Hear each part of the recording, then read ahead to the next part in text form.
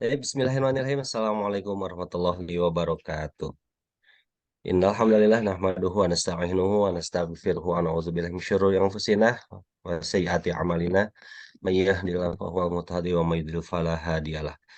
Asyhadu an la ilaha illallah wa asyhadu anna Muhammadar Rasulullah. Allahumma shalli ala Muhammad wa ala alihi wa sahbihi wasallam. Alhamdulillah puji dan syukur kita panjatkan kepada Allah Azza wa Jalla yang telah memberikan kepada kita semua taufik serta hidayah yang merupakan nikmat terbesar dari Allah Subhanahu wa taala. Setelah itu tentu saja nikmat kesehatan, nikmat usia yang telah Allah karuniakan kepada kita semua, yang telah Allah amanahkan kepada kita semua. Oleh karenanya sebagai wujud syukur kita kepada Allah Subhanahu wa taala atas nikmat-nikmat tersebut, marilah kita hadirkan mata, hati, dan pendengaran kita untuk menyimak ilmu syar'i bersama Bumiku Mengaji. Shalawat serta salam tak lupa pula kita tumpah curahkan kepada uswah kita, qudwah kita Nabiullah Muhammad sallallahu alaihi wasallam ibni Abdillah, Allahumma shalli ala kepada keluarganya, para sahabatnya, para tabi'in tabi'in, para ulama hingga kepada kita semua yang hadir di hari Selasa malam ya. Qadarullah ma syafa'al yang semestinya untuk kajian sirah Nabi SAW ini diselenggarakan setiap hari Senin malam. Namun demikian kemarin setelah disampaikan penjelasan bahwa Ustazuna Ali sedang dalam perjalanan atau sedang safar. Dan alhamdulillah beliau sudah memberikan apa namanya waktu penggantinya di hari Selasa yang tidak jauh dari hari Senin. Alhamdulillah, untuk malam hari ini kita akan menyimak kajiannya tentang, peristiwa Hudaybiyah. Hudaybiyah ini merupakan kemenangan terbesar dalam Islam. Untuk itu, tanpa berpanjang lebar, kami langsung persilahkan kepada Ustazuna Ali Hasan Bawazir Hafidhahullah Ta'ala untuk menyampaikan kajian pada malam hari ini. Tafadhol ya Ustazi, barakallahu fiik. وفيك بارك الله فيكم حسين. بسم الله الرحمن الرحيم. السلام عليكم ورحمة الله وبركاته.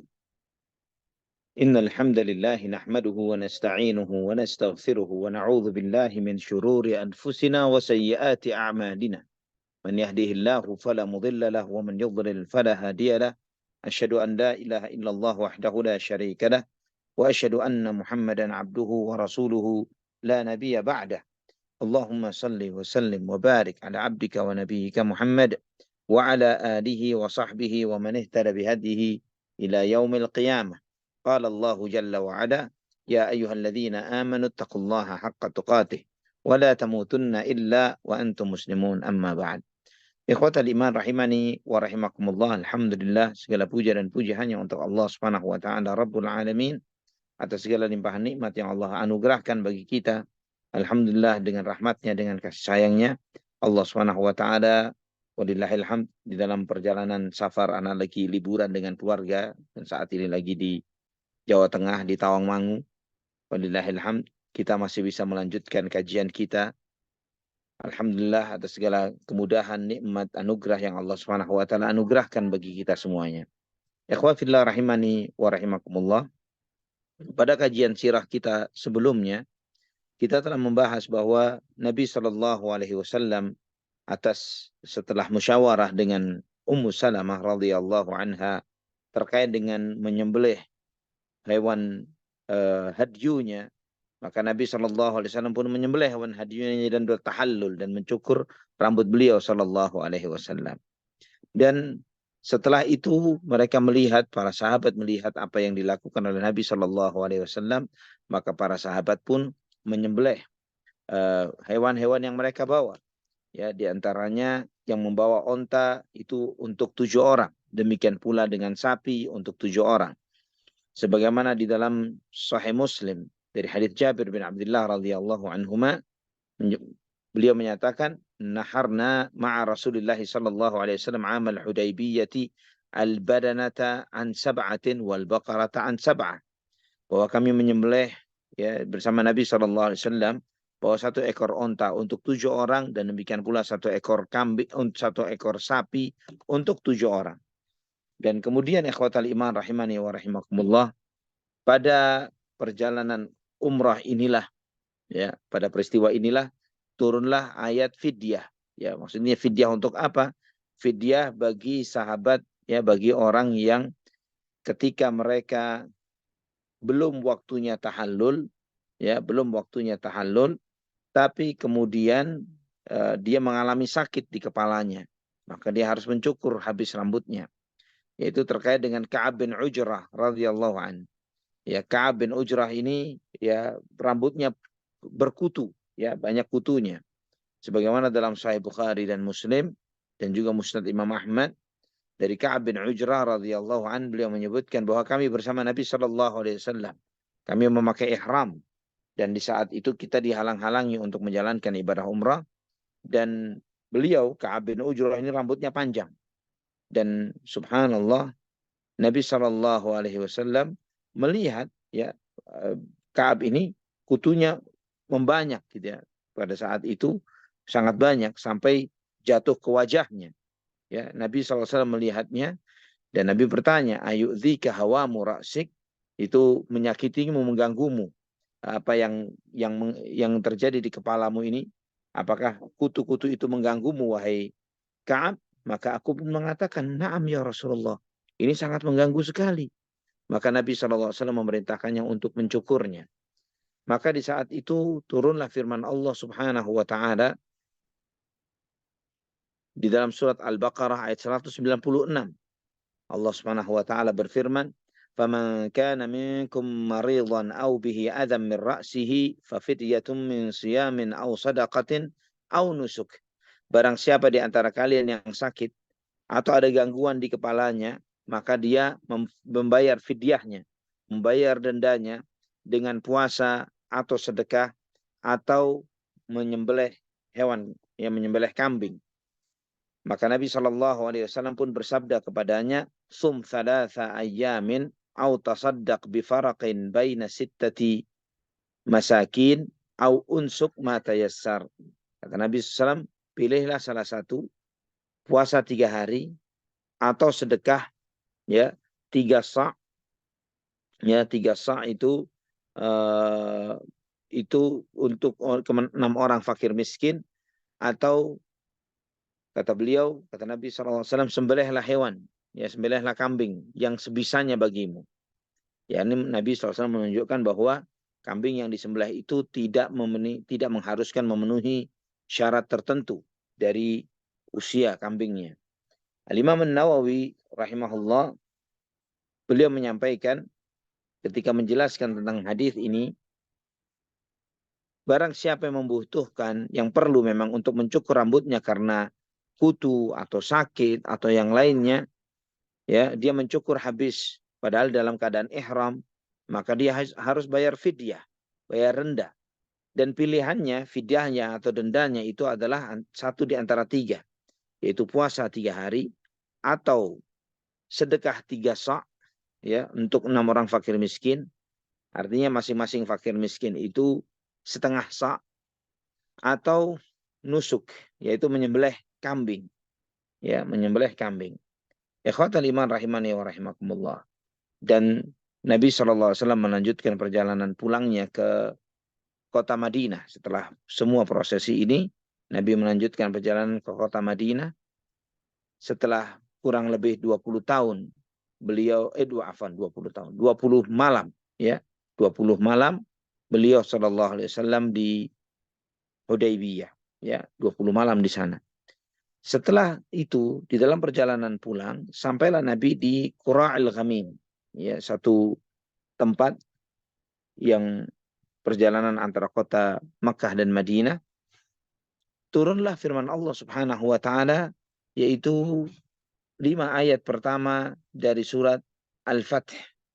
Allah Subhanahu wa taala berfirman, Bismillahirrahmanirrahim, Inna fatahna laka fatham mubina liyaghfira laka Allahu ma taqaddama min dhanbika wa ma ta'akhkhar wa yutimma ni'matahu 'alaika wa yahdiyaka siratan mustaqima wa yansuraka Allahu nasran 'aziza والذي أنزل السكينة في قلوب المؤمنين ليزدادوا إيمانا مع إيمانهم ولله جنود السماوات والأرض وكان الله عليما حكيما. liyudkhilal mu'minina wal mu'minati jannatin tajri min tahtiha al-anharu khalidina fiha wa yukaffir anhum sayyi'atihim wa kana dzalika 'indallahi fawzan 'azima. Allah Subhanahu wa taala berfirman dengan nama Allah Subhanahu wa taala yang Maha Pengasih dan Maha Penyayang, Inna fatahna laka fatham mubina. Sesungguhnya kami memberikan kepadamu kemenangan yang nyata. Agar Allah mengampuni dosa-dosamu yang lalu dan yang akan datang, dan menyempurnakan nikmatnya atasmu, dan memberikan petunjuk kepadamu ke jalan yang lurus. Dan menolongmu dengan pertolongan yang mulia. Dialah Allah Subhanahu wa taala yang menurunkan ketenangan di dalam hati orang-orang yang beriman agar semakin bertambah iman mereka bersama iman yang sudah ada. Dan bagi Allah Subhanahu wa taala, dan Allah memiliki tentara langit dan bumi, dan Allah Maha mengetahui dan Maha bijaksana. Allah menyebutkan, dan agar Allah Subhanahu wa taala memasukkan mukminin laki-laki dan wanita, kaum mukmin laki-laki dan wanita ke dalam surga yang mengalir di bawahnya sungai-sungai dan mereka kekal di dalamnya, dan Allah Subhanahu wa taala mengampuni keburukan-keburukan dan dosa-dosa mereka, dan itu adalah suatu kesuksesan yang besar. Ikhwatal iman rahimani wa rahimakumullah.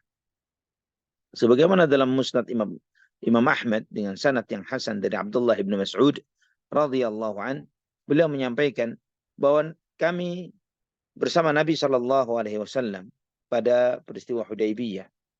Dan Nabi SAW ketika turun wahyu sangat berat bagi diri beliau SAW. Dan kita mengetahui kondisi itu. Maka beliau agak menjauh di belakang kami, tertinggal. Dan beliau menutup wajahnya, menutup kepalanya dengan pakaiannya. Dan sangat berat bagi Rasulullah SAW. Sampai kami mengetahui bahwa telah turun wahyu kepada beliau SAW. Setelah itu beliau menyampaikan kepada kami, dan menyampaikan bahwa telah diturunkan kepada beliau firman Allah, Inna fatahna laka fatham mubina. Di dalam Sahih Muslim dari hadis Anas bin Malik radhiyallahu an, sepulang Nabi SAW dari Hudaybiyah, turunlah ayat ini. Inna fatahna laka fatham mubina liyaghfira laka Allahu ma taqaddama min dzambika wa ma ta'akhkhar. Sesungguhnya kami akan memberikan kepadamu kemenangan yang nyata agar Allah Subhanahu wa taala mengampuni dosa-dosamu yang lalu dan yang akan datang. Dan setelah itu ya beliau menyampaikan, kata Anas bin Malik, ya, bahwa pada saat itu para sahabat dengan kondisi yang sedang sangat sedih. Beliau sangat sedih karena mereka tidak bisa menunaikan ibadah umrah. Mereka harus menyembelih hewan mereka di Hudaybiyah.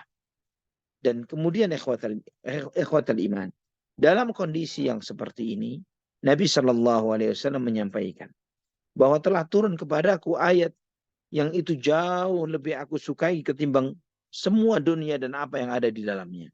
Maka kemudian Nabi Shallallahu Alaihi Wasallam membacakan firman Allah Subhanahu Wa Taala ini. Dan subhanallah, Allah Subhanahu Wa Taala menyebutkan di dalam ayat ini, liyaghfira lakallahu ma taqaddama min dzambika wa ma ta'akhkhar wa yutimma ni'matahu 'alaika wa yahdiyaka siratan mustaqima. Agar Allah mengampuni dosamu yang lalu dan yang akan datang, dan memberikan petunjuk padamu jalan yang lurus. Ya, ikhwatal iman rahimani wa rahimakumullah. Ada salah seorang mengatakan, ya Rasulullah, selamatlah atas kebaikan yang telah Allah berikan kepadamu. Allah telah menjelaskan kepadamu apa yang Allah berikan untukmu ya Rasulullah. Apa yang Allah berikan untuk kami? Ya, mereka bertanya seperti itu. Maka Allah turunkan ayat yang kelima ini, liyudkhilal mu'minina wal mu'minati jannatin tajri min tahtiha al-anharu khalidina fiha wa yukaffir anhum sayyi'atihim wa kana dzalika 'indallahi fawzan 'azima. Agar Allah memasukkan orang-orang mukmin laki-laki dan wanita ke dalam surga yang mengalir di bawahnya sungai-sungai. Mereka kekal di dalamnya. Allah mengampuni dosa-dosa mereka. Dan itu di sisi Allah adalah suatu kemenangan yang sangat besar. Bagaimana Allah Subhanahu wa taala menjelaskan kepada Nabi Muhammad SAW apa yang Allah berikan kepada beliau dan juga apa yang diberikan kepada kaum mukminin. Ikhwan fillah rahimani wa rahimakumullah. Setelah itu, setelah turunnya surat ini secara khusus, ya sebagaimana kita mengetahui pada kisah sebelumnya, bagaimana Umar Ibn Khattab termasuk orang yang merasa paling sedih dengan segala poin-poin perjanjian yang terjadi antara kaum muslimin dengan orang-orang Quraisy, ya, dengan orang-orang kafir Quraisy, dan ada penolakan dari hati beliau tentang beberapa poin yang ada di dalam perjanjian itu menjadi sangat berat bagi Umar Ibn Khattab. Terkait juga dengan apa yang terjadi pada beberapa sahabat, yaitu Abu Jandal radhiyallahu an, yang dengan terpaksa harus dikembalikan ke keluarganya. Ikhwatal iman rahimani wa rahimakumullah. Maka setelah turunnya inna fatahna laka fatham mubina, Nabi Shallallahu Alaihi Wasallam mengutus seorang utusan untuk membacakan ayat ini kepada Umar ibn Khattab radhiyallahu an, sebagaimana dalam Sahih Bukhari dan Muslim dari Sahal bin Hunayf radhiyallahu an, ya, beliau menyampaikan, maka Allah menurunkan Al-Quran kepada Nabi Shallallahu Alaihi Wasallam surat Al-Fatih, dan setelah itu beliau mengutus seseorang untuk membacakan surat ini kepada Umar ibn Khattab radhiyallahu an, dan Umar pun bertanya, ya Rasulullah, afathun huwa aw fathun hu, apakah itu maksudnya adalah Fathu Makkah, bahwa janji kemenangan yang Allah berikan adalah Fathu Makkah? Faqala Nabi sallallahu alaihi wasallam na'am fatabat nafsuhu wa raja'. Maka Nabi SAW mengatakan iya, benar. Maka menjadi tenanglah hatinya Umar dan beliau ikut balik ke kota Madinah. Ikhwatal iman rahimani wa rahimakumullah. Kita perlu menyadari bahwa janji Allah Subhanahu wa taala, inna fatahna laka fatham mubina, sesungguhnya kami berikan kepadamu kemenangan yang nyata. Fathu Makkah adalah bagian dari kemenangan yang nyata itu. Tapi kemenangan yang nyata yang dimaksud oleh Allah di dalam surat Al-Fath ayat 1 ini kemenangan yang mana? Apa yang dimaksud dengan kemenangan itu? Apa penjelasan para ulama?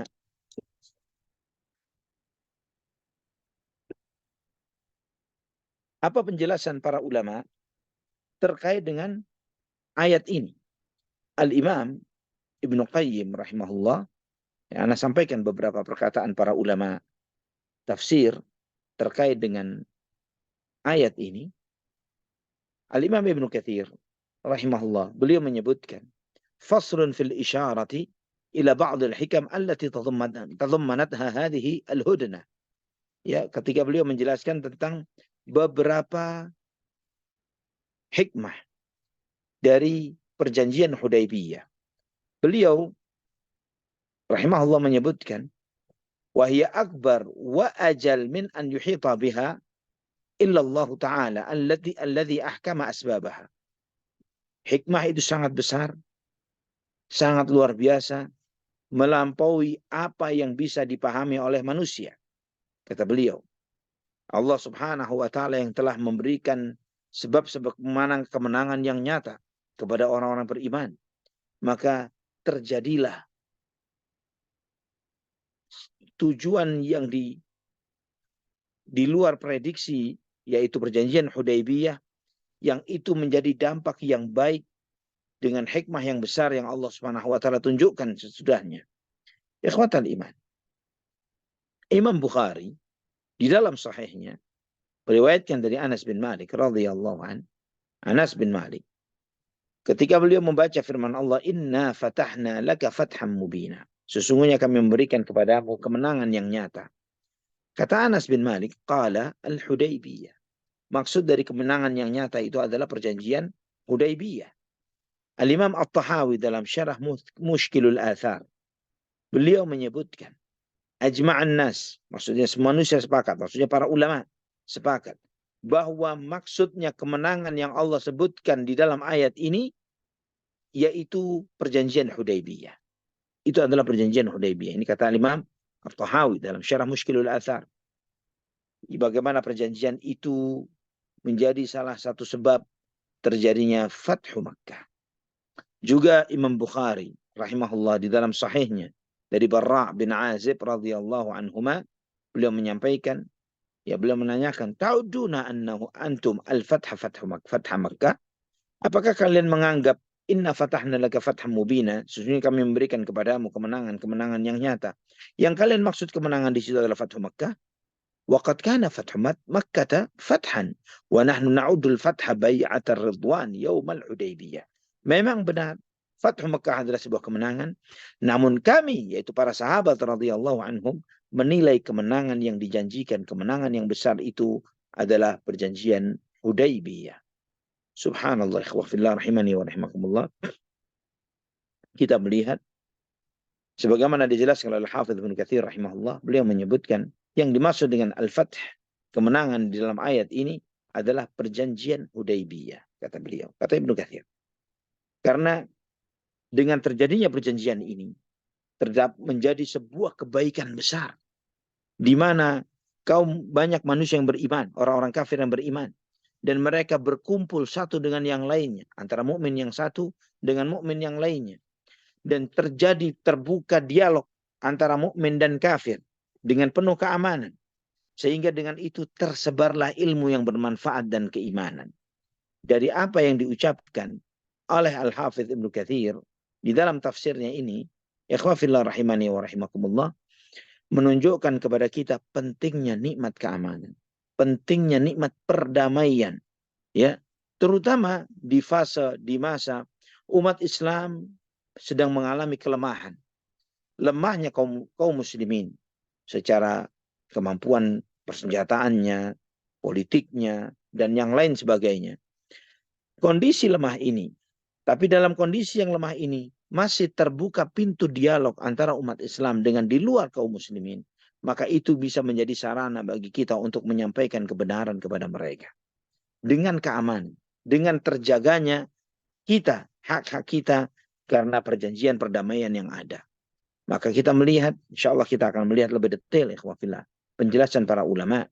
Kata Al-Hafidz Ibnu Hajar Al-Asqalani rahimahullah di dalam Fathul Bari, beliau mengatakan al-muradu bil fathi huna al-Hudaybiyah. Maksud dari kemenangan yang Allah janjikan adalah perjanjian Hudaybiyah. Karena itu adalah permulaan kemenangan yang nyata bagi umat Islam. Karena bagaimana dengan adanya perjanjian itu terjadilah keamanan. Tidak ada peperangan. Sehingga menyebabkan mereka yang sudah punya niatan untuk memeluk Islam, mereka dengan gampangnya memeluk Islam. Mereka tidak perlu khawatir lagi dan takut. Mereka bisa langsung datang ke kota Madinah untuk mengikrarkan keislaman mereka tanpa perlu kekhawatiran dan takut bahwa mereka akan dibunuh oleh kaum muslimin. Sebagaimana siapa yang terjadi pada saat itu? Seperti yang terjadi pada Khalid ibn al-Walid dan Amr ibn al-As radhiyallahu anhuma dan yang lain. Sehingga muncullah sebab-sebab yang lainnya yang itu menjadi kesempurnaan Fathu Makkah sesudahnya. Sehingga ikhwafillah rahimani wa rahimakumullah, sampai Ibnu Ishaq rahimahullah dalam Al-Maghazi meriwayatkan dari Az-Zuhri, perkataan Al-Imam Az-Zuhri, beliau mengatakan lam yakun fil islami fathun qabla fathil Hudaybiyati a'zama minhu. Tidak ada di dalam Islam suatu kemenangan sebelum perjanjian Hudaybiyah melebihi yang lebih besar dari perjanjian Hudaybiyah itu. Artinya beliau menunjukkan bahwa perjanjian Hudaybiyah adalah kemenangan yang terbesar yang Allah Subhanahu wa taala berikan kepada kaum muslimin. Adapun yang Allah Subhanahu wa taala sebutkan selanjutnya, ya, di ayat yang ke-18, ayat 18 dari surat Al-Fath, wa athabahum fathan qariba, dan Allah akan memberikan anugerah kepada mereka suatu kemenangan yang dekat. Kemenangan apa itu? Yaitu adalah kemenangan peristiwa Khaybar. Ya, peristiwa Khaybar. Karena dengan adanya kemenangan itu, peristiwa Khaybar, kaum muslimin mendapatkan ghanimah yang luar biasa jumlahnya. Ya.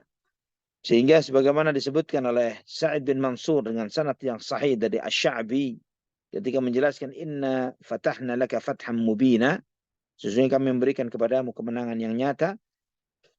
Kata Imam Asy-Sya'bi rahimahullah, beliau mengatakan sulhul Hudaybiyah. Ini perjanjian Hudaybiyah. Allah mengampuni dosa-dosanya yang lalu. Para sahabat berbaiat dengan baiatur ridwan. Mereka diampuni dosa-dosanya oleh Allah, dimasukkan ke dalam surga dan dijauhkan dari api neraka. Mereka kemudian diberi oleh Allah kebun kurma Khaybar. Setelah peristiwa Khaybar, kaum Romawi mengalahkan Persia dan kaum muslimin mendapatkan kemenangan dengan pertolongan Allah Subhanahu wa taala. Dan juga firman Allah Subhanahu wa taala di dalam surat Al-Fath ayat 27 yang Allah Subhanahu wa taala berfirman, "Faja'ala min duni dzalika fathan qariba." Dan Allah menjadikan sebelum itu kemenangan yang dekat, maksudnya adalah perjanjian Hudaybiyah. Kemenangan yang dekat adalah perjanjian Hudaybiyah. Dan berbeda dengan firman Allah, "Idza jaa nasrullahi wal fath." Ya, surat An-Nasr atau Al-Fath, ketika telah datang pertolongan Allah dan wal fath, dan kota Mekah telah ditaklukkan. Maksudnya Al-Fath di sini kemenangan, di situ adalah Fathu Makkah. Sebagaimana juga Nabi SAW bersabda, "La hijrata ba'dal fath." Tidak ada lagi hijrah setelah kemenangan. Fath. Maksudnya fath apa ini? Fathu Makkah. Ya, kemenangan ditaklukkannya kota Mekah sesuai dengan kesepakatan para ulama. Sehingga dengan demikian ikhwafillah, jelaslah perbedaan kemenangan yang Allah maksudkan di dalam surat Al-Fath, ya, yaitu yang dimaksud adalah perjanjian Hudaybiyah, berbeda dengan kemenangan yang Allah sebutkan di dalam surat Idza jaa nasrullahi wal fath. Dan ikhwatal iman, dari sudut pandang mana kita melihat bahwa perjanjian Hudaybiyah itu sebagai sebuah kemenangan bagi kaum muslimin? Sedangkan antum melihat, kita semua melihat, poin-poin perjanjian itu tidak menguntungkan bagi umat Islam, bahkan sangat merugikan. Ya, beberapa poin sebagaimana yang kita telah mengkajinya pada kajian-kajian sebelumnya. Ikhwafillah rahimani wa rahimakumullah. Ini kita coba melihat. Kita akan melihat bagaimana hasil dari perjanjian Hudaybiyah ini yang menunjukkan sebuah kemenangan yang luar biasa bagi kaum muslimin. Al-Imam dalam sirahnya Ibnu Hisham menyebutkan bahwa Nabi SAW ketika peristiwa Hudaybiyah, beliau berangkat bersama berapa sahabat, bersama 1.400 ya sahabat, ya 1.400 sahabat ketika waktu perjanjian Hudaybiyah. Dan kurang lebih 2 tahun setelah itu terjadi Fathu Makkah. Apa yang terjadi setelah terjadi Fathu Makkah? 2 tahun setelah perjanjian Hudaybiyah. Berapa banyak sahabat yang mengikuti Rasulullah SAW untuk Fathu Makkah? 10.000. Dari 1.400, tiba-tiba jumlah umat Islam membludak sangat besar. Sehingga 10.000 sahabat yang datang yang bersama Nabi SAW ketika Fathu Makkah. Inilah ikhwatal iman di antara faedah dan berkah perdamaian. Yang mungkin di dalam perdamaian itu tidak menunjukkan dominasi umat Islam terhadap orang-orang kafir. Atau sebaliknya. Ya, tidak menunjukkan bahwa umat Islam di dalam perdamaian itu untung dan menang. Tapi dengan adanya kondisi damai itu dengan adanya seperti ini, sebagaimana tadi disampaikan oleh Hafidz Ibnu Katsir, terbukanya pintu dialog, terbukanya pintu dakwah. Ketika pintu dialog, pintu dakwah itu bisa dibuka seluas-luasnya. Siapapun punya hak bicara untuk menyampaikan kebenaran, ya, maka di saat itu Islam akan menempati posisinya yang paling unggul dari semua agama yang ada. Dan antum yang tinggal di luar negeri, di negeri-negeri yang banyak dominasi non-Muslim di sana, antum merasakan ini. Bagaimana para dai mereka dengan mudah menyampaikan kebenaran dinul Islam tanpa mereka merasa terancam, tanpa mereka merasa terintimidasi. Dan ini ikhwafillah rahimani wa rahimakumullah adalah sebuah kemenangan. Sebagaimana kita melihat di masa-masa sekarang ini. Juga dengan adanya perjanjian Hudaybiyah, Nabi SAW bisa lebih fokus untuk menghadapi lawan-lawan beliau. Terutama siapa? Yahudi Khaybar. Yang dimana Yahudi Khaybar ini adalah musuh yang terus memantau, mengamati, mencari titik lemah kaum muslimin dan mencoba untuk membalik keadaan, untuk kembali ke kota Madinah dengan mengalahkan Rasulullah SAW dan para sahabatnya. Dan antum melihat apa dampaknya perjanjian Hudaybiyah ini terhadap orang-orang Yahudi Khaybar yang mereka pada awalnya adalah koalisinya orang-orang musyrikin Quraisy, terutama ketika peristiwa Ahzab. Kenapa kemudian saat ini mereka tidak mendapatkan bantuan dari Quraisy ketika berhadapan dengan kaum muslimin? Karena perjanjian Hudaybiyah. Dengan adanya perjanjian Hudaybiyah, maka tertahanlah orang-orang Quraisy untuk bisa mensupport al-Yahud, orang-orang Yahudi ini dengan persenjataan mereka. Ya, ini subhanallah hal-hal yang merupakan sikap-sikap politik Nabi Muhammad SAW. Namun beliau bukanlah seorang politikus, tapi seorang nabi yang di bawah bimbingan wahyu. Maka di dalam apa yang beliau SAW lakukan, di dalam apa yang beliau tunjukkan ini juga menjadi pelajaran berharga bagi para pengikut beliau, memberikan hikmah bagaimana kita melangkah. Karena laqad kana lakum fi Rasulillahi uswatun hasanah. Sungguh kalian akan mendapatkan pada diri Nabi SAW suatu suri tauladan yang baik. Ikhwatal iman rahimani wa rahimakumullah. Nah, di dalam perjalanan ini, perjalanan dari Hudaybiyah pulang ke kota Al-Madinah, Nabi SAW melanjutkan perjalanan. Ada beberapa peristiwa unik dan menarik selama perjalanan balik ini. Di antaranya adalah di antara apa yang dialami oleh Nabi SAW pada peristiwa tersebut, pada perjalanan pulang ke kota Madinah, yaitu Nabi SAW kesiangan. Ya, bangun subuhnya kesiangan. Dan bukan hanya beliau, seluruh para sahabat. Sebagaimana dalam Musnad Imam Ahmad dengan sanad yang hasan dari Abdullah bin Mas'ud radhiyallahu an, ya, bahwa Nabi SAW balik dari Hudaybiyah itu di waktu malam. Maka kami pun, ya karena sudah sangat larut malam, kami menemui satu tanah yang datar, kami pun istirahat di sana. Kemudian Nabi SAW bertanya, Man yaklauna? Siapa yang akan menjaga kita? Maksudnya menjaga bukan cuma sekedar menjaga rombongan, tapi juga menjaga untuk mengingatkan akan waktunya, masuknya waktu salat. Maka Bilal bin Rabah radhiyallahu anhu mengatakan, Ana. Aku ya Rasulullah.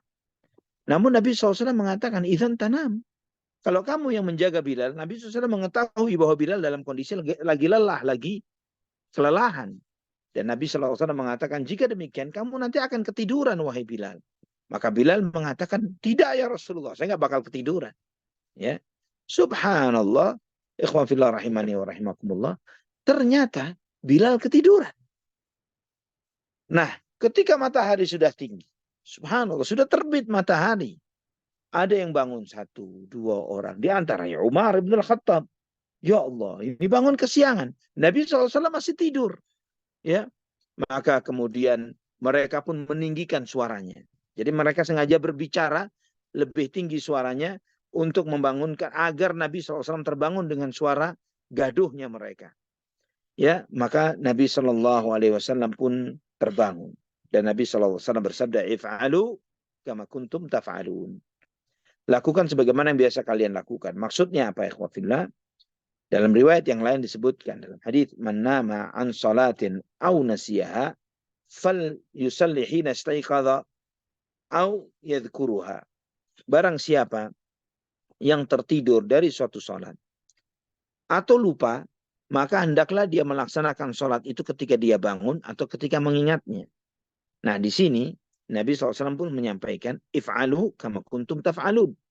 Lakukan sebagaimana kalian melakukan di wajarnya di hari-hari biasa.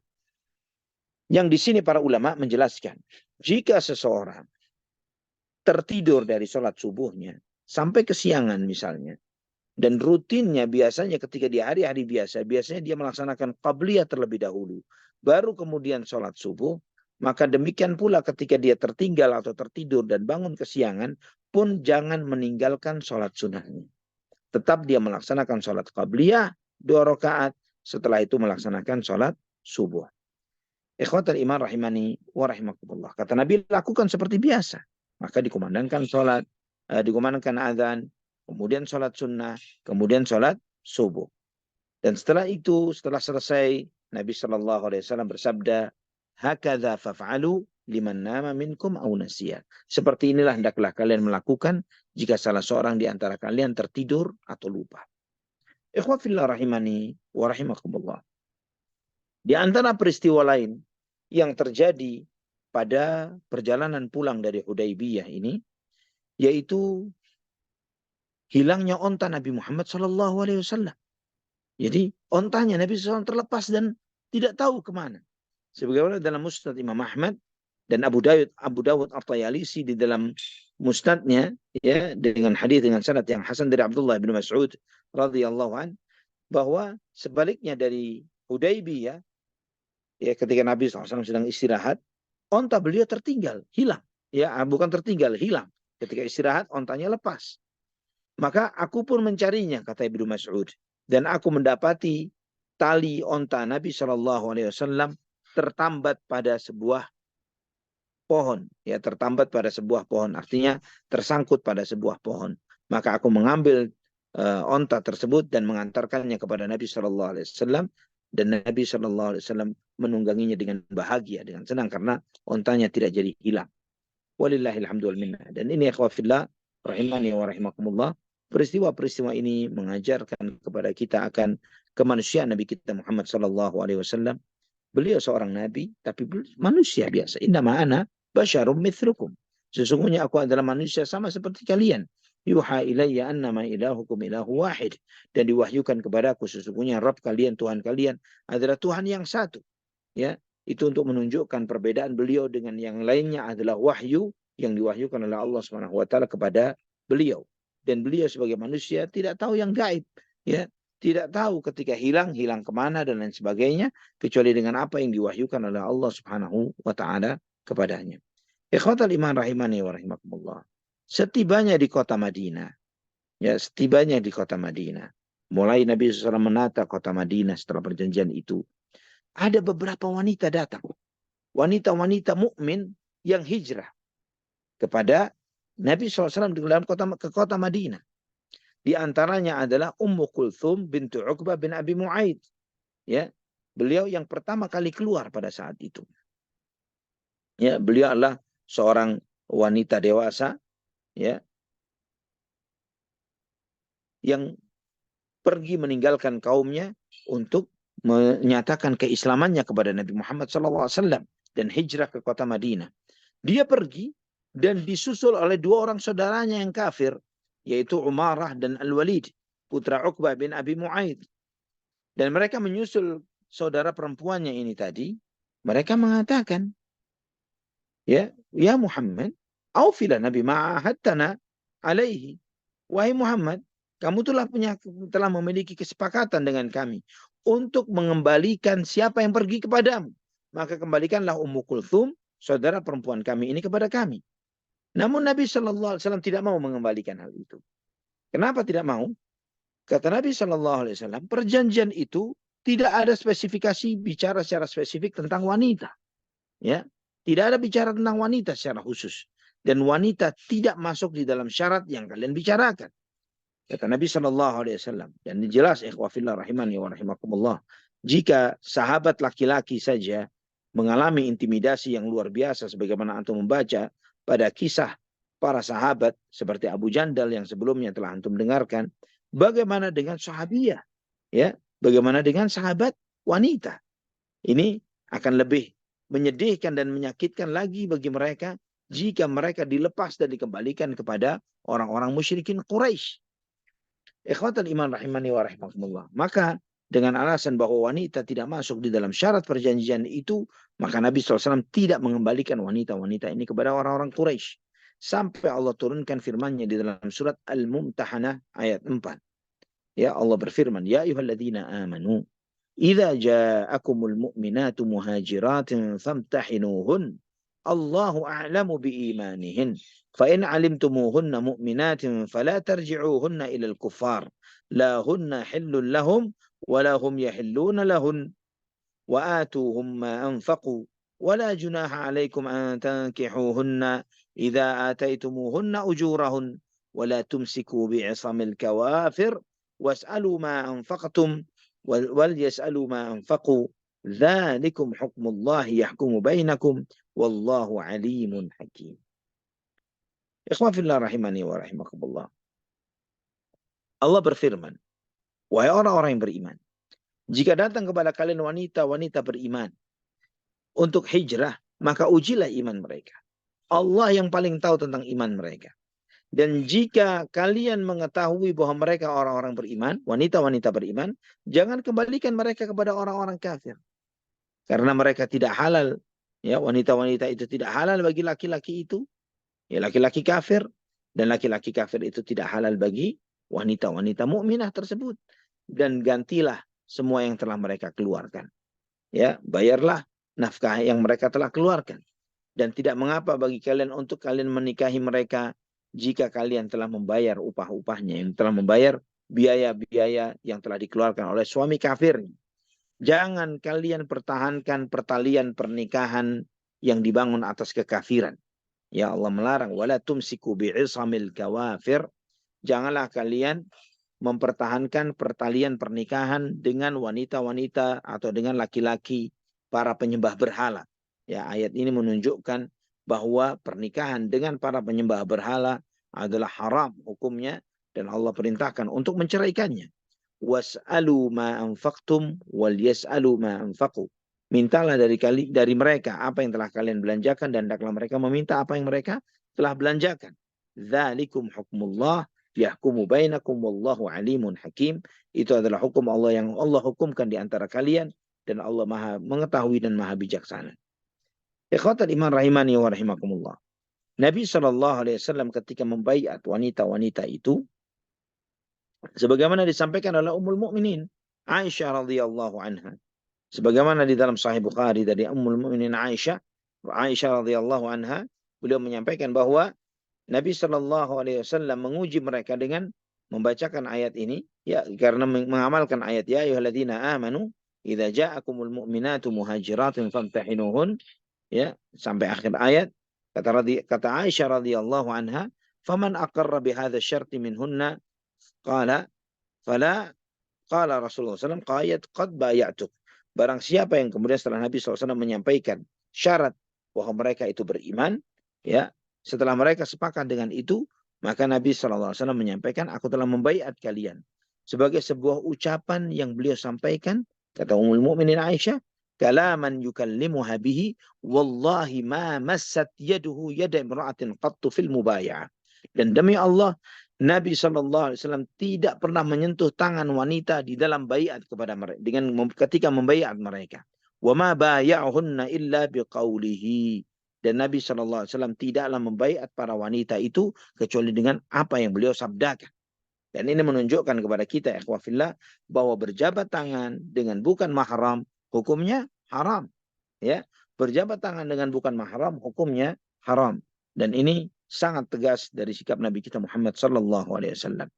Maka jangan sampai kemudian antum tertipu dengan sebagian kiai, sebagian habib, sebagian syekh yang dengan gampangnya menyerahkan tangannya untuk dicium atau dijabat tangan oleh yang bukan mahramnya, yang muridnya dan lain sebagainya dengan klaim mengharapkan berkah dari sang guru dan lain sebagainya. Sampaikan kepada mereka bahwa Nabi SAW ketika membaiat beliau tidak menyentuh tangan wanita-wanita tersebut. Ya, dengan tangan beliau yang penuh dengan keberkahan yang seharusnya laki dan wanita mengharapkan berkah dari tangan Nabi Muhammad sallallahu alaihi wasallam, namun itu tidak terjadi. Dan Nabi sallallahu alaihi wasallam telah menegaskan di dalam salah satu sabda beliau, li'an yut'ana ahadu ra'su ahadikum bimikhyatin min hadidin khairun lahu min an yamassa imra'atan la tahillu lah. Jika kepala salah seorang di antara kalian ditusuk dengan besi, ya, dengan jarum dari besi, itu akan lebih baik baginya ketimbang dia menyentuh wanita yang tidak halal baginya. Ikhwatal iman rahimani wa rahimakumullah. Ini ikhwatal iman rahimani wa rahimakumullah, itulah syarat yang disampaikan oleh Allah Subhanahu wa taala di dalam surat Al-Mumtahanah ini. Ya, maka pulanglah Umarah dan Al-Walid putra dari Uqbah bin Abi Mu'aid ke kota Mekah dan menyampaikan kepada orang-orang Quraisy akan kondisi tersebut. Ikhwatal iman rahimani wa rahimakumullah. Perlu dipahami sedikit tentang Ummu Kulthum binti Uqbah radhiyallahu anha. Ya, Ummu Kulthum binti Uqbah. Ummu Kulthum binti Uqbah radhiyallahu anha termasuk wanita yang pertama kali masuk Islam. Ya, dan termasuk membaiat Nabi sallallahu alaihi wasallam. Ummu Kulthum binti Uqbah ibnu Abi Mu'aid, di antara wanita yang pertama hijrah di antara wanita-wanita kaum muslimin. Ya, setelah hijrahnya Nabi Muhammad sallallahu alaihi wasallam ke kota Madinah.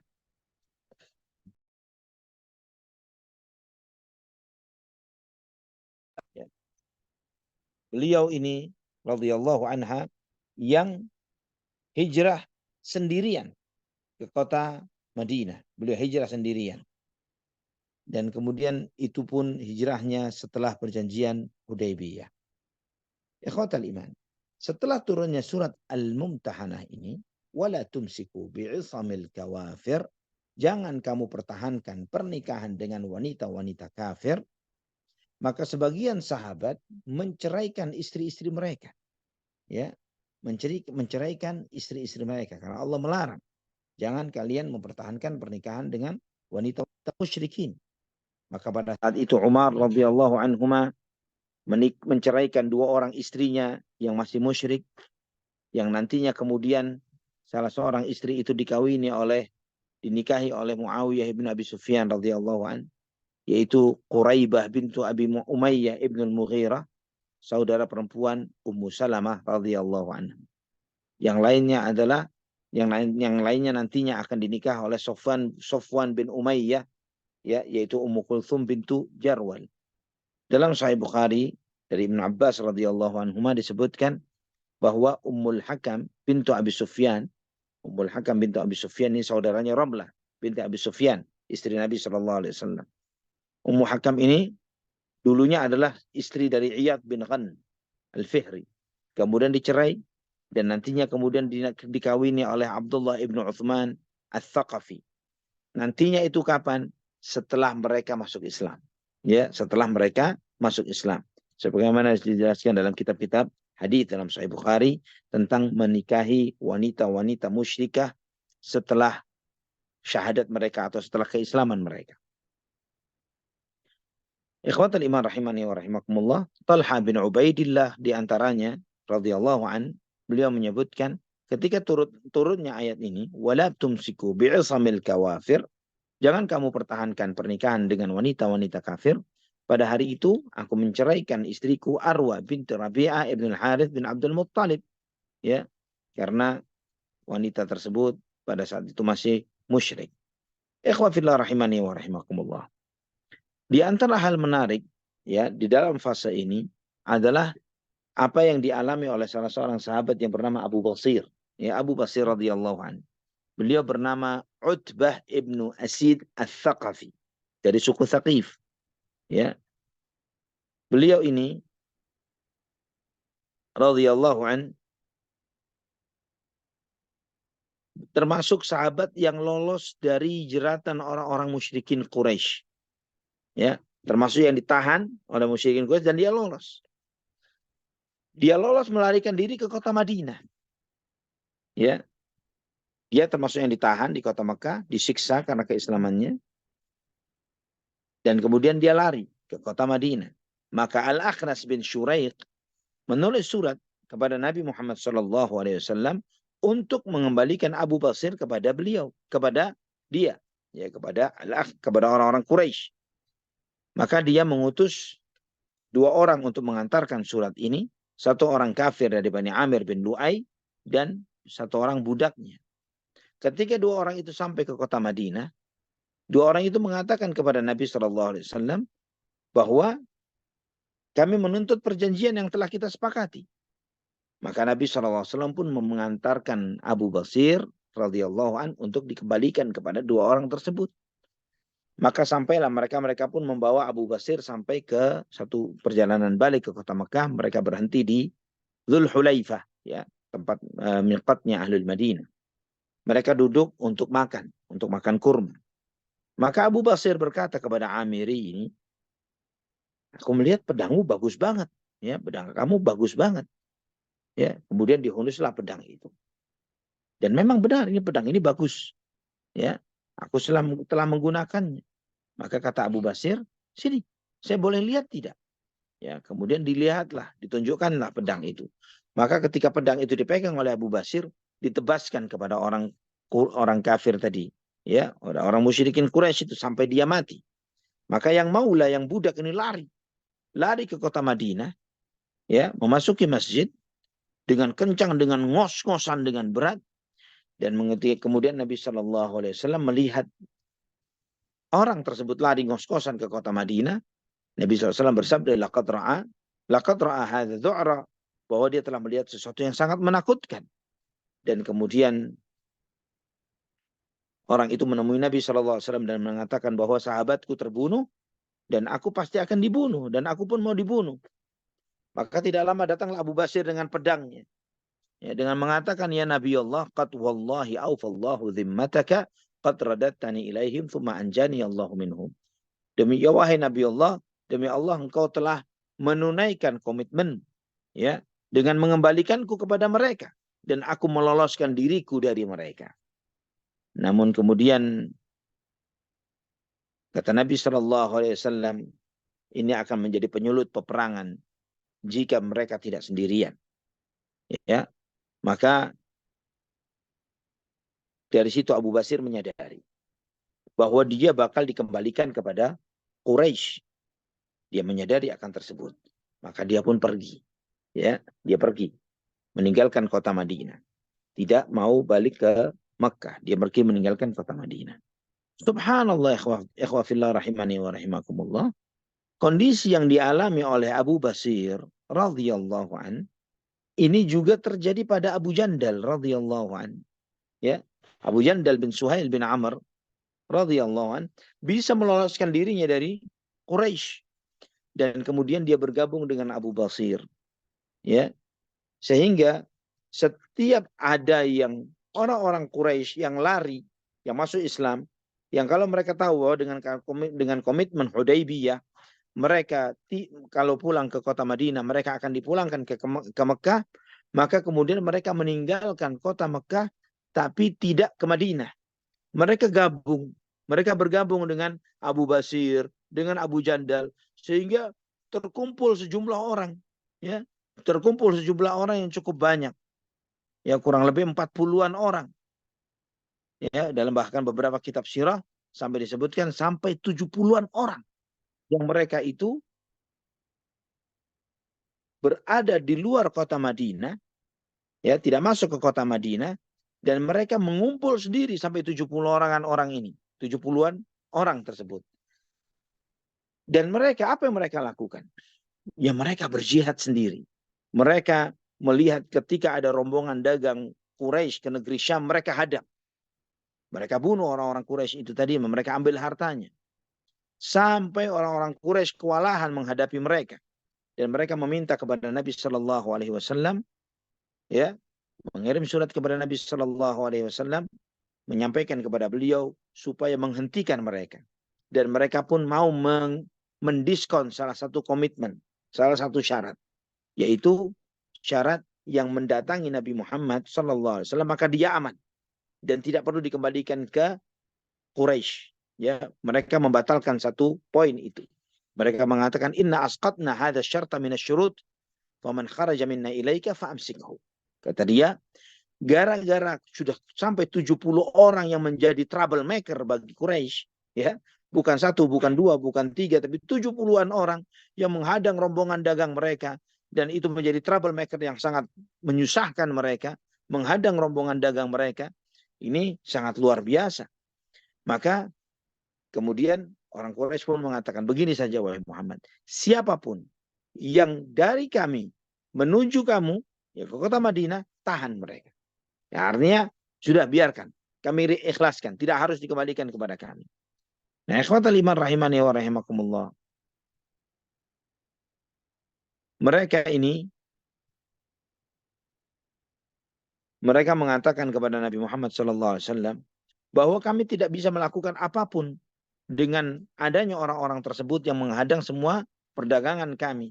Ya, bagaimana kami melepaskan mereka? Kamu dan mereka ternyata tidak kepada kamu dan tidak dikembalikan kepada kami. Mereka independen, mereka berdiri sendiri. Namun independensi mereka ini malah membuat kami dibunuh, harta kami dirampas oleh mereka. Maka kami begini saja. Jika mereka itu masuk Islam, sudah, biarkan mereka kembali mengikutimu. Tahan mereka, jangan sampai mereka memerangi kami. Maka Nabi SAW mengiyakan komitmen orang-orang Quraisy tersebut. Maka Nabi SAW mengutus beberapa utusannya, mengirim surat kepada Abu Basir dan Abu Jandal radhiyallahu anhuma, meminta mereka berdua untuk datang ke kota Madinah untuk bersama kaum muslimin yang hijrah. Namun subhanallah ikhwafillah rahimani wa rahimakumullah, ketika surat itu sampai kepada mereka, Abu Basir radhiyallahu an sedang sakaratul maut. Ya, beliau membaca surat Nabi SAW dengan hembusan nafasnya yang terakhir. Beliau meninggal dunia dengan surat itu masih di tangan beliau. Sehingga para sahabatnya memakamkan Abu Basir di mana beliau berada. Dan adapun Abu Jandal radhiyallahu an dan para sahabat yang lainnya, yang sisa yang ada, mereka kemudian mendatangi kota Madinah menemui Nabi Muhammad sallallahu alaihi wasallam. Nah, di situ terbuktilah apa yang disabdakan oleh Nabi sallallahu alaihi wasallam kepada Abu Jandal. Nabi SAW bersabda kepada Abu Jandal, "Isbir wahtasib, fa inna Allah ja'ilun laka wa liman ma'aka minal mustad'afina farajan wa makhraja." Sabarlah dan mengharaplah pahala kepada Allah, wahai Abu Jandal, karena Allah akan menjadikan untukmu dan orang-orang yang lemah bersamamu jalan keluar dan keselamatan. Ini janji Nabi Muhammad SAW dan terrealisasi dengan sangat luar biasa. Dan dengan ini ikhwatal iman, inilah berakhirnya semua peristiwa yang terjadi di tahun ke-6 setelah hijrah Nabi Muhammad SAW, yang insya Allah kita akan masuk pada nantinya, pada pertemuan yang akan datang, peristiwa yang terjadi pada tahun ke-7 Hijriyah, yaitu diawali dengan surat-surat Rasulullah SAW kepada para raja dan pemimpin-pemimpin. Wallahu ta'ala ala wa'alam bishawab. Barakallahu fiikum. Masya Allah, barakallahu fiik Ustaz Zuna. Masya Allah, sangat menarik sekali kisah ini dan sangat menginspirasi sekali. Kemenangan terbesar tanpa pertumpahan darah, demikian mungkinnya kesimpulannya Masya yang Allah. bisa Anda tangkap. Ini sangat luar biasa sekali bagaimana lobby-lobby apa namanya kemuliaan baginda Nabi Muhammad SAW, dan di sini mendapatkan banyak apa namanya kemuliaan dan juga keuntungan di sisi kaum muslimin. Baik, untuk selanjutnya kita sudah memasuki sesi tanya jawab. Sesi kedua ini kami persilakan kepada jemaah yang ingin bertanya. Silahkan untuk resen ataupun juga dapat disampaikan pertanyaannya melalui chat box di Zoom Meeting ini. Kami persilakan untuk Umu Amr, pertanyaan dari jemaah di Amerika dan Kanada. Silakan. Iya, jazakumullahu khairan Kang Zai, host. Alhamdulillah, jazakumullahu khairan Ustadz atas materinya hari ini. Masya Allah banyak Ustadz, di buku ringkasannya aja sampai beberapa eh, sampai 11 halaman ya Ustadz, 11 lembar. Masya Allah. Masya Allah. Jazakumullahu khairan Ustadz. Ustadz, ini ada yang ingin ditanyakan tetapi agak darurat dan tidak terkait dengan materi hari ini Ustadz. Mohon nasihat dan pencerahan dari Ustadz. Insya Allah. Ya Ustadz. Yang pertama adalah Assalamualaikum warahmatullahi wabarakatuh. Waalaikumsalam. Ustadz, semoga Allah Subhanahu wa Ta'ala memberkahi dan melindungi Ustadz dan keluarga dimanapun berada. Ya Rabbal. Ustadz, mohon nasihatnya. Kami adalah orang tua dari salah satu anak kami yang usianya sudah cukup dewasa, sudah hampir 28 tahun. Dan beberapa waktu yang lalu dia datang kepada kami dan menyatakan tidak comfortable dengan Islam. Semula dia tinggal sama kami, tetapi setahun belakangan ini pindah dan bertemu dengan satu orang wanita dengan komunitinya yang bukan Islam. Dan sepertinya komuniti mereka mengajak anak saya ini dan mendekatinya dengan berbagai cara, sehingga akhirnya anak saya hadir dengan kata-kata seperti itu. Kami kaget sebagai orang tua dan merasa terpukul. Kami memohon ampun kepada Allah Subhanahu wa Ta'ala, menyadari kekurangan kami dalam mendidik anak. Yang kami ingin tanyakan dan mohon nasihat dari Ustadz, yang pertama, bagaimana cara kami menghadapi anak kami ini, dan yang kami yakini sampai saat ini dia belum keluar dari Islam. Dan di sisi lain, kami sebagai orang tua secara pribadi, apa juga yang harus kami lakukan? Kami bertaubat, kami bersedekah, kami ingin memperbanyak amalan saleh. Tetapi mungkin Ustadz punya nasihat yang lainnya untuk lebih menenangkan hati. Kalau Jazakumullahu boleh tahu khairan yang atas bersangkutan nasihat. tinggal di mana, Ammar? Di Amerika, Ustadz. Jadi tadinya anaknya anak rumahan, Ustadz. Jadi walaupun di Ya, Amerika, dia anak yang rumahan, yang dekat sama keluarga. Masya Allah. Dan dia bekerja sampai suatu kali dia pindah. Kepindahannya ini alasannya karena kerja, tapi karena saya tahu ada orang itu yang ingin mendekati anak saya. Nah, Jadi dia pindah seperti pindah provinsi, Ustadz, yang jaraknya cukup jauh. oke. Nah, baik. Wallahu a'lam bishawab. Bismillahirrahmanirrahim. Alhamdulillah rabbil alamin wassalatu wassalamu ala asyrafil anbiya'il mursalin nabiyina Muhammadin wa ala alihi wa sahbihi wa tabi'in. Ikhwa fillah rahimani wa rahimakumullah. Kondisi yang ditanyakan ini adalah kesekian kalinya ana menemui pertanyaan serupa dari banyak orang-orang tua. Dan ikhwa fillah rahimani wa rahimakumullah, ini menunjukkan kepada kita bahwa pentingnya kita menanamkan kepada diri,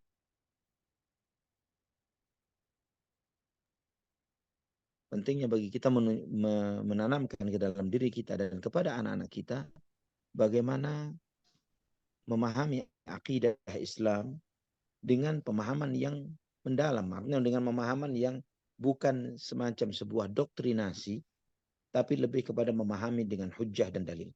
Dan alhamdulillah banyak ulama kaum muslimin saat ini ya dengan adanya tuntutan keterbukaan yang ada, dengan adanya terbukanya dialog-dialog yang sangat terbuka saat ini di media sosial dan di banyak momen-momen diskusi dan perdebatan, maka menyebabkan sudah terjadinya perubahan kajian kurikulum akidah.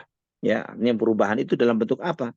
Perubahan itu dalam bagaimana seseorang itu bisa memiliki, setidaknya walaupun tidak untuk menjelaskan kepada orang lain, bagaimana dia memiliki kemapanan akidah dalam dirinya dengan pengetahuan yang sangat mendasar terkait tentang ketuhanan, terkait dengan kenabian, ya, terkait dengan Al-Quran, terkait dengan ajaran Islam, bagaimana menanggapi kritik-kritik terhadap ajaran-ajaran Islam, bagaimana menguraikan syubhat-syubhat yang disebarkan, yang ternyata ini menjadi sebuah tuntutan bagi setiap kita, terutama para pemuda, terutama mereka-mereka yang hidup di budaya yang sangat terbuka untuk memiliki pemahaman yang seperti ini. Namun, ikhwah fillah rahimani wa rahimakumullah, kondisinya bukan seperti ketika bagaimana kita mendidik anak-anak yang belum terpengaruh dengan syubhat.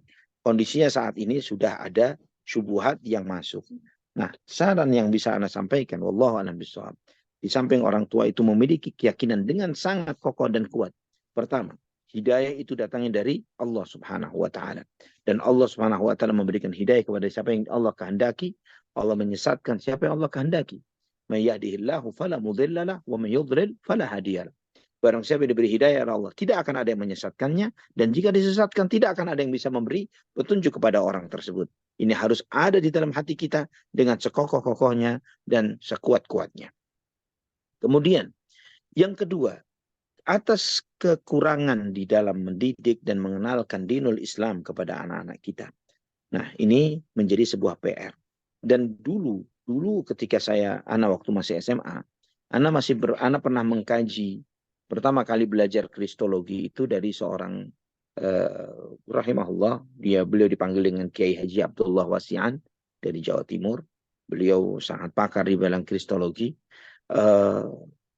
Beliau menceritakan ke Ana, di antara pengalaman beliau adalah berdialog dengan satu keluarga. Jadi keluarga ini mengalami kondisi yang sama, yang hampir mirip seperti ini. Salah seorang anggota keluarganya, Ana lupa suami atau istrinya atau anaknya, yang hampir murtad. Maka kemudian atas inisiatif yang muslim ini, sudah begini saja. Panggil teman-temanmu, tokoh-tokoh dari agamamu yang mempengaruhi kamu ini, dari agama teman-temanmu ini, dari Nasrani, panggil mereka, kita diskusi yang fair. Ya.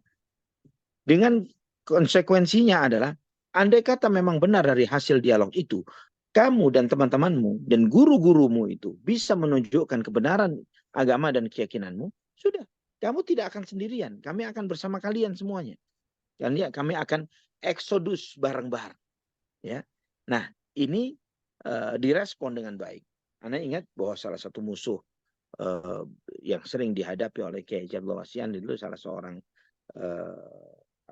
penginjil ya, yang namanya Amran Amri, yang klaimnya dulunya adalah seorang Muslim yang kemudian murtad, yang dulunya klaimnya adalah kiai, guru dan lain sebagainya, dan terjadilah dialog.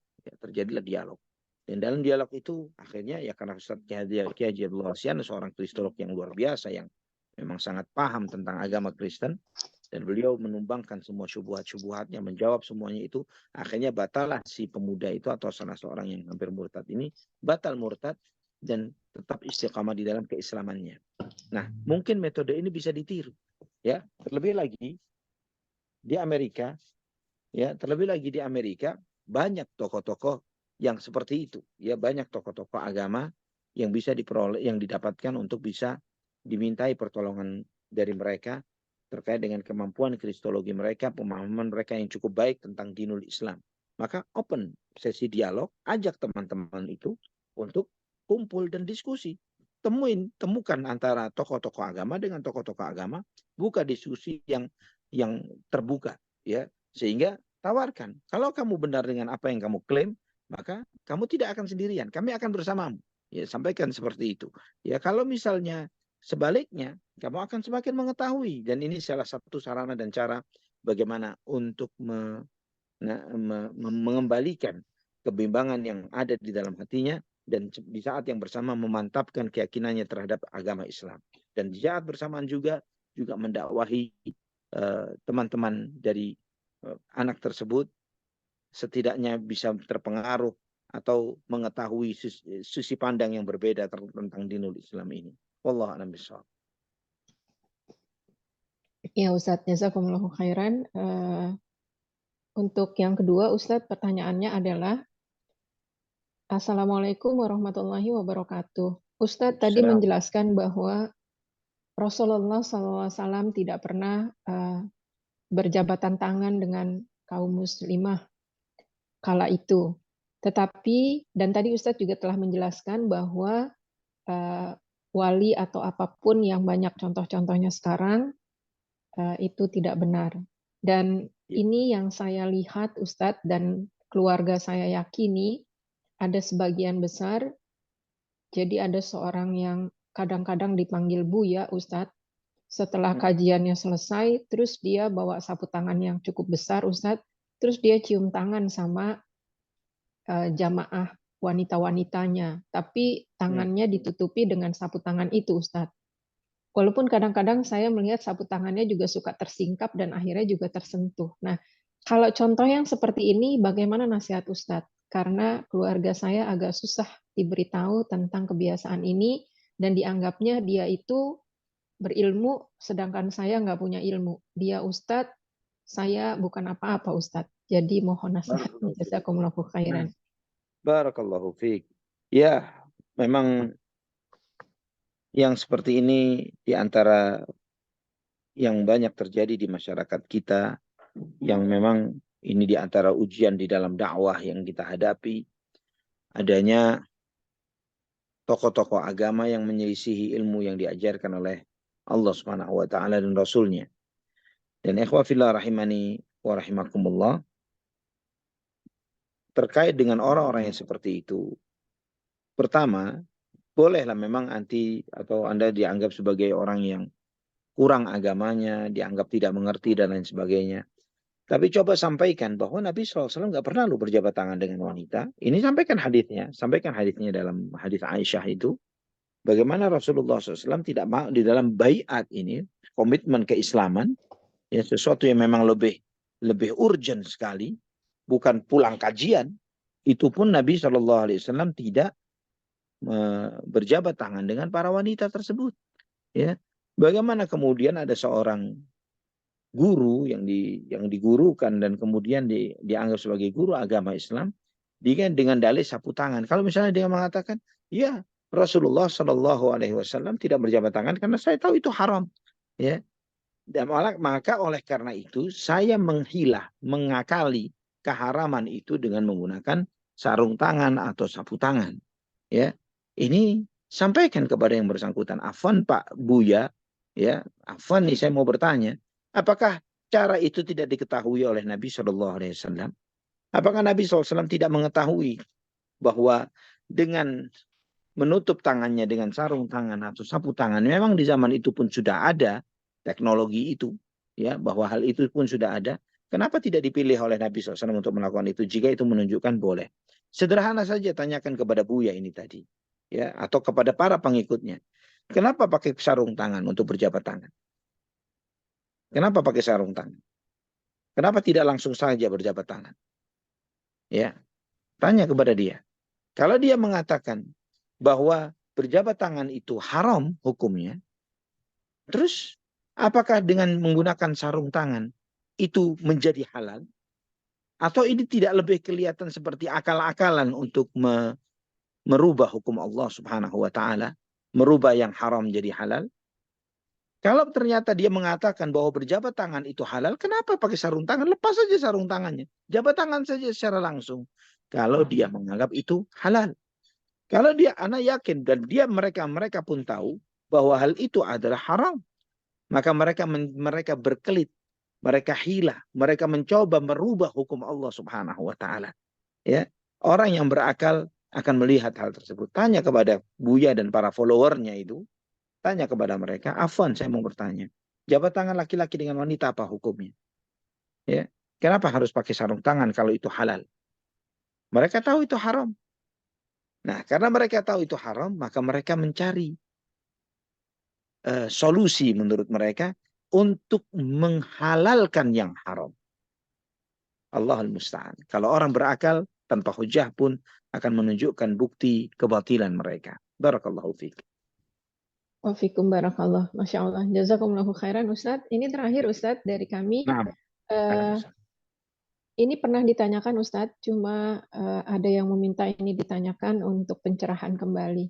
Assalamualaikum warahmatullahi wabarakatuh. Ustadz, bila ada seseorang, dia mendapat tugas pada proses haji, dan dia jadi panitia haji. Ada yang memang sudah di Madinah, ada yang memang panitia hajinya yang dari Indonesia, jadi petugas-petugas. Apakah yang menjadi petugas ini boleh membadalkan haji? Mohon nasihatnya, jazakumullahu khairan Ustaz. Petugas haji di saat yang bersamaan dia membadalkan haji untuk orang lain. Iya, itu maksudnya Ustaz. Nah, jika Allah alam bisawab terkait dengan hal ini, jika pertama dia sudah pernah haji sebelumnya, kemudian yang kedua dia tidak mengkhianati amanah profesi yang diamanahkan kepadanya. Karena misalnya ada beberapa kondisi tertentu bagi petugas haji yang mengharuskan mereka totalitas full di dalam fungsi dan tugasnya. Artinya totalitas full itu misalnya wallah alam bisawab, ya, dalam kondisi-kondisi tertentu dia harus tidak mungkin dia standby di Arafah ketika wukuf di Arafah. Karena dia harus untuk mobilisasi, material, angkutan, makanan, dan lain sebagainya. Mungkin seperti itu. Sebagai contoh visualisasi saja. Terkait dengan fungsi-fungsi dia sebagai petugas haji tersebut. Jika kemudian ketika dia memposisikan dirinya di samping petugas, dia membadalkan haji itu menyebabkan dia meninggalkan amanah yang telah dia komitmenkan sebelumnya, maka dia tidak boleh menjadi pembadal haji. Tidak boleh. Namun, jika posisi dia, petugas haji ini tadi, di saat yang bersamaan, karena memang dia harus terus mendampingi jamaah haji, misalnya dari tim kesehatan yang selalu standby bersama para jamaah haji, ya, dokter misalnya, maka di saat itu juga dia selalu hadir bersama jamaah haji dimanapun mereka berada, tanpa harus meninggalkan tugas dan fungsinya. Maka di saat itu dia bisa di samping haji, di samping dia menjalankan fungsi tugasnya, dia melakukan ibadah haji atau badal haji untuk orang lain. Untuk seperti ini insya Allah dibolehkan. Wallahu a'lam bishawab. Iya Ustadz. Oh, aduh, afwan ini Ustadz. Kang Zai, kalau ada satu lagi boleh nggak Ustadz? Boleh, silahkan. Iya, Silakan. ya, jazakumullahu khairan, Kang Zai, Ustadz. Masya Allah, ini termasuk yang darurat juga Ustadz. Makanya jadi anak sepertinya harus sampaikan. Assalamualaikum warahmatullahi wabarakatuh. Ustadz, mohon nasihatnya. Saya menikah dengan suami saya dan sudah punya anak bawaan dari pernikahan sebelumnya. Nah, pernikahan sebelumnya Ustadz itu pernikahan tanda kutip kecelakaan. Jadi suami saya dulu menikahi wanita ini ketika wanita itu sudah hamil dan menikahnya ketika sedang hamil. Nah, anak itu dibawa sama suami dan sekarang menikah dengan saya. Yang jadi pertanyaan, saya sebagai ibu sambung, apa yang harus saya lakukan? Kami berdua sudah taubat dari masa lalu, supaya anak ini juga punya masa depan yang lebih baik dan kami orang tuanya yang merasa bersalah ini tidak terbebani. Dan apakah pernikahan ketika terdahulu itu wanitanya sedang hamil yang dinikahi, apakah pernikahan itu sah? Walaupun akhirnya mantan istrinya suami itu sudah ditalak dan mereka sudah bercerai jauh-jauh waktu yang lalu. Jazakumullahu khairan Pertanyaan atas nasihat Ustaz. sebelum Anda jawab, Muhammad Afwan, Iya, wanita itu dinikahi oleh laki-laki yang menghamilinya. iya, Nah, baik. Jadi jika dia dinikahi oleh laki-laki yang menghamilinya, sebagaimana, dan ini memang khilaf kabir di antara para ulama, perselisihan yang sangat luar biasa. Namun Anda melihat fatwa para ulama terkait dengan hal ini. Anda pernah tanyakan langsung kepada Syekh Masyhur Hasan Salman, cukup lama, ya kurang lebih mungkin 10 tahun yang lalu ketika beliau, atau lebih mungkin ketika beliau datang ke Indonesia. Dan juga fatwa Syekh Muhammad bin Shalih Al-Utsaimin rahimahullah tentang terkait dengan pernikahan yang seperti ini. Jadi seorang wanita yang hamil karena perzinahan, kemudian dinikahi oleh laki-laki yang menghamilinya, ya, fatwa yang rajih terkait dengan hal ini memang Anda sampaikan ini bahwa khilaf besar di antara para ulama, tapi Anda cenderung dengan apa yang disampaikan oleh Syekh Muhammad bin Shalih Al-Utsaimin dan juga Syekh Masyhur Hasan Salman yang menyampaikan bahwa hal itu pernah terjadi di masa Abu Bakar As-Siddiq radhiyallahu an, dan beliau memutuskan untuk menikahkan, ya, dinikahkanlah wanita yang hamil ini dengan lelaki yang menghamilinya, dan itu menunjukkan bahwa pernikahannya sah. Dan juga konsekuensinya adalah maka nasab anak itu sendiri sah kepada ayah yang awalnya adalah ayah biologisnya, maka itu menjadi nasab yang sah, menjadi ayah kandungnya. Wallahu a'lam bishawab. kemudian di yang ini Ustadz, pertanyaan untuk akhwat yang bertanya, dia yang jadi ibu sambung dari anak ini, bagaimana yang harus dilakukan? Nah, yang perlu disadari, anak tersebut tidak punya dosa, ya. Yang berdosa adalah orang tuanya.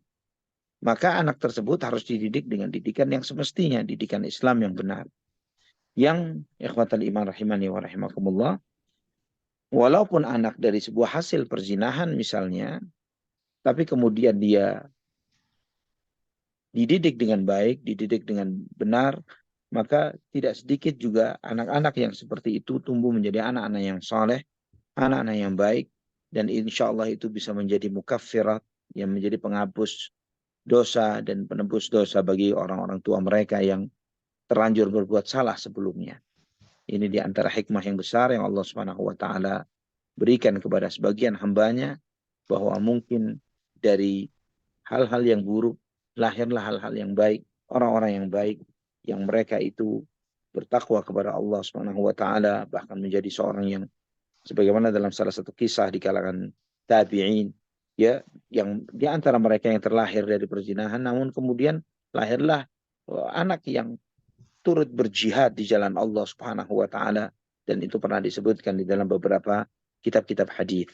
Wallahu a'lam bishawab. Jadi didik anak itu dengan baik, Jangan dipikirkan bahwa seakan anak-anak itu membawa dosa kedua orang tuanya. Tidak ada dosa waris di dalam dinul Islam. Anak itu tidak punya kesalahan apapun. Didik anak itu dengan sebaik-baiknya sesuai dengan ajaran agama Allah Subhanahu wa taala dan tuntunan Rasulullah sallallahu alaihi wasallam, maka dampak keburukan yang dilakukan oleh orang tuanya tidak akan sama sekali berpengaruh kepada sang anak insyaallah. Allah a'lam bishawab. Ya Ustaz, jazakumullahu khairan atas pencerahan dan nasihatnya. Nah, Baik, Masya Allah, semoga bermanfaat dan menambah ilmu kepada kita semua yang hadir pada malam hari ini. Selanjutnya pertanyaan melalui chatbox dari Bapak Hairus Hamzah di Melaka, Malaysia. Assalamualaikum Ustaz. Assalamualaikum. Semoga Ustaz dan seluruh ikhwan, akhwat senantiasa berada dalam lindungan Allah Azza wa Jalla. Amin ya rabbal alamin. Amin ya Rabbi. Pertanyaannya, bagaimana seandainya negara Yahudi ini membuat perjanjian damai dengan umat Islam di Gaza? Apakah wajib umat Muslim di Gaza mengambil perjanjian yang ditawarkan oleh negara Yahudi, walaupun umat Islam di Gaza tahu akan tipu muslihat negara Yahudi? Demikian Ustaz pertanyaannya. Barakallahu fiik. Pak Hairus, barakallahu fiik. Dan ini sama seperti perjanjian Yahudi di kota Madinah. Nabi SAW dan Allah Subhanahu wa taala, kemudian Nabi Muhammad SAW, ya Allah Maha tahu akan pengkhianatan Yahudi. Namun Allah Subhanahu wa taala meridhai Nabi Muhammad SAW untuk berdamai dengan Yahudi di kota Madinah. Ya. Dan ini kita umat Islam, ikhwatal iman rahimani wa rahimakumullah, tindakan dan sikap kita melawan siapapun bukan berdasarkan murni politik, bukan berdasarkan sesuatu yang murni menurut hemat kita, akal kita, kebijakan kita, tapi mengikuti tuntunan Allah Subhanahu wa taala, yang mengikuti bimbingan wahyu. Dan itu menjadi sesuatu yang paling mendasar dari sikap-sikap umat Islam. Jadi tidak melakukan segala sesuatu tindakan hanya berdasarkan emosi atau berdasarkan logika belaka tanpa mengikuti wahyu. Dan Allah Subhanahu wa taala sendiri menekankan wa in janahu lakal silmi fajnah laha wa in janahu lisilmi fajnah laha wa tawakkal 'ala Allah. Jika mereka menawarkan kepadamu untuk berdamai, maka responlah tawaran damai mereka ini dan bertawakallah kalian kepada Allah. Ya. Wa tawakkal 'ala Allah ini menunjukkan bahwa ketika mereka merespon untuk perdamaian, kita harus respon. Ya. Dan respon itu berdasarkan bukan karena melihat suatu hal tertentu yang menjadi sebuah kemaslahatan sesaat, tapi sebagai sebuah bentuk ketaatan kita kepada Allah Subhanahu wa taala. Dan di samping kita merespon perdamaian itu, kita bertawakal kepada Allah Subhanahu wa taala. Wa iyakhda'uka faqul hasbiyallah. Dan ketika mereka menipumu, ya menipu kaum muslimin, maka Allah Subhanahu wa taala yang akan membalas segala kepalsuan dan kebohongan mereka di dalam perjanjian damai tersebut.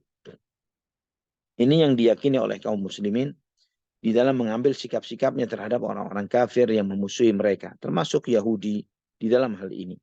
Jadi Yahudi pun, ikhwafillah, ketika mereka mengajak perjanjian damai dengan kaum muslimin, itu pernah dicontohkan dan dilakukan oleh manusia terbaik yang pernah hidup di muka bumi, yaitu Nabi kita Muhammad SAW. Namun juga umat Islam memiliki sikap kewaspadaan, kehati-hatian, dan memiliki konsekuensi tegas yang ditunjukkan kepada orang-orang Yahudi tersebut ketika mereka mengkhianati perjanjian ini. Wallahu a'lam bishawab. Baik, alhamdulillah nampaknya pertanyaan dari Pak Hairus Hamzah tersebut merupakan pertanyaan terakhir pada malam hari ini. Sebelum diakhiri kajian, berkenan kepada Ustaz Zuhanda Ali menyampaikan kesimpulan atau juga pesan kepada kita semua, nasihat kepada kita semua. Tafadhol ya Ustaz. Nah, ikhwan fillah rahimani wa rahimakumullah.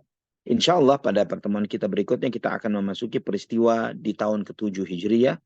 Ya, tahun ke-7 Hijriah, yaitu diawali dengan surat-surat Nabi SAW kepada para raja dan pemimpin-pemimpin. Ya, dan itu adalah bagaimana titik balik yang ditunjukkan oleh Allah Subhanahu wa taala di dalam perkembangan dakwah dinul Islam. yang pada awalnya Eh, umat Islam hanya fokus dengan segala masalah yang dihadapi, yang timbul dari orang-orang kafir Quraisy dan juga orang-orang Yahudi Madinah. Namun dengan adanya perdamaian atau perjanjian Hudaybiyah, umat Islam memiliki strategi yang berbeda dengan cara menyebarkan dakwahnya kemana-mana, ya, menyebarkan dakwahnya ke sana dan kemari. Yang dengan itu mulailah didengarnya Nabi Muhammad SAW, didengar nama beliau, didengar akan dakwahnya, tersampaikannya misi kebenaran ini ke banyak penjuru.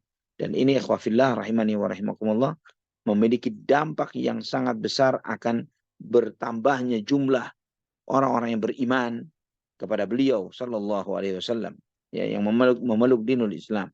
Dan ini juga menjadi pelajaran berharga bagaimana kondisi damai itu memberikan kesempatan besar bagi umat Islam untuk melakukan banyak hal yang bisa mereka lakukan berbeda di dalam kondisi peperangan yang dimana umat Islam sangat terbatas dan dibatasi. Ya, dengan adanya kondisi damai, umat Islam dengan mudah, ya, ketika mereka datang ke kota Madinah, dari Madinah ke kota Mekah, mereka menyampaikan kebenaran, mereka tidak akan diintimidasi atau dibunuh. Yang menyatakan dinul Islam, mereka dengan komitmen damai itu, mereka dengan dengan merdeka, dengan bebas, mereka menyampaikan keislaman dan keimanan mereka yang sebelumnya hal itu tidak bisa mereka lakukan. Ini ikhwafillah di antara pelajaran yang sangat berharga di dalam sirah Nabi kita Muhammad Sallallahu Alaihi Wasallam. Dan kita akan melihat bagaimana metode yang berbeda yang dilakukan oleh Nabi Sallallahu Alaihi Wasallam, terutama bagaimana beliau berdakwah kepada para pembesar-pembesar dunia, ya, para tokoh-tokoh negarawan dan para politikus, ya, bagaimana Nabi SAW menyampaikan din ini kepada mereka. Dan itu menunjukkan kepada kita juga bahwa agama ini bukan murni mengajarkan kepada kita bagaimana seorang hamba itu menjadi hamba yang baik terhadap Allah di dalam menjalankan ibadah-ibadahnya, tapi bagaimana seorang hamba menata negaranya, bagaimana seorang hamba berinteraksi dengan yang lainnya di luar dinul Islam, bahwa Islam ini menggabungkan bagaimana seseorang itu beragama dengan benar, berpolitik dengan benar, mengatur tata negara dengan benar, ya, dan itu semuanya diatur di dalam agama yang sempurna dan mulia ini. Semoga Allah Subhanahu wa taala senantiasa menjaga keistiqomahan kita di atas agama yang mulia ini. Semoga Allah Subhanahu wa taala menambahkan ilmu-ilmu yang bermanfaat bagi kita dunia dan akhirat kita untuk semakin istiqamah di atas agama yang mulia ini sampai nanti kita dipertemukan kembali kepada Allah Subhanahu wa taala dan juga bertemu dengan kekasih kita Nabi kita Muhammad bin Abdullah sallallahu alaihi wasallam. Semoga apa yang kita pelajari ini memberi manfaat bagi kita semuanya. Ikhwafillah, kita mengucapkan doa kafaratul majlis. Subhanakallahumma wa bihamdik, asyhadu an la ilaha illa anta, astaghfiruka wa atubu ilaik. Assalamualaikum warahmatullahi wabarakatuh. Waalaikumsalam warahmatullahi wabarakatuh. Jazakallahu khairan kepada Ustazana Ali Hasan Babazir Hafizahullah Ta'ala di tengah kesibukannya, aktivitasnya bersama keluarga. Alhamdulillah masih menyempatkan untuk berbagi ilmu kepada kita semua dengan penuh komitmen yang tinggi. Mudah-mudahan Allah Subhanahu wa Ta'ala mengganjar Ustaz dan juga keluarga dengan pahala jariah. Amin ya rabbal alamin. Terima kasih Ustaz. Selamat istirahat dan melaksanakan aktivitas selanjutnya. Barakallahu fikum Jazakallah Ustaz. khair. Mohon pamit kepada semuanya. Amin. Amin, insya Allah Ustaz. Baik jemaah sekalian rahimani wa rahimakumullah, demikianlah perjumpaan kita bersama Ustazuna Ali Hasan Bawazir Hafizahullah Ta'ala di kajian perjanjian Hudaybiyah, dan insya Allah kita akan lanjut kembali hari Senin, kembali ke hari Senin untuk kajian sirah Nabi SAW. Atas nama kru dan kerabat Bumi Mengaji yang bertugas pada malam hari ini mengaturkan banyak terima kasih atas perhatian dan juga partisipasi jemaah sekalian pada malam hari ini. Jazakumullah khairan. Sekaligus juga kami aturkan banyak terima kasih juga pada rekan-rekan panitia Bumi Mengaji yang telah menyelenggarakan kajian pada malam hari ini. Semoga Allah Subhanahu wa taala memberikan ilmu yang bermanfaat kepada kita semua, memberikan keteguhan keistiqomahan dalam hati kita, berazam atau bertekad untuk senantiasa bertolbul ilmi, mendakwahkannya kembali kepada masyarakat, kepada lingkungan keluarga kita, perlahan demi perlahan, Namun mudah-mudahan Allah Subhanahu wa taala memberikan keridhaan kepada kita semua untuk berada di atas jalur Al-Qur'an dan sunnah Nabi sallallahu alaihi wasallam yang sahih ini.